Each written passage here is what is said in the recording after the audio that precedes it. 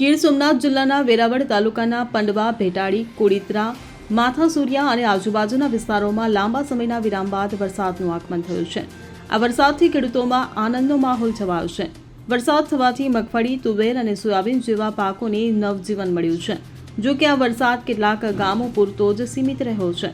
વેરાવળ તાલુકાના તમામ ગામોમાં વરસાદ નોંધાયો નથી. ત્યારે ભેટાળી ગામના યુવા ખેડૂતે જણાવ્યું હતું કે વાવણી બાદ ખેડૂતો મેઘરાજાની રાહ જોઈ રહ્યા હતા, તો પાકની પિયતની તાતી જરૂરિયાત હતી. ત્યારે આ સમયે મેઘરાજાનું આગમન ખેડૂતો માટે ખુશીનો માહોલ લાવ્યો છે. આ વરસાદ ધરતીપુત્રો માટે આશીર્વાદ સમાન સાબિત થયો હોવાનું ખેડૂતે જણાવ્યું હતું.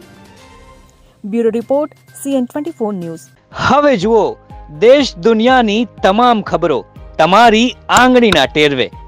ઉઠાવો મોબાઈલ અને Google Play Store પરથી ડાઉનલોડ કરો અમારી CN24 ન્યૂઝ મોબાઈલ એપ.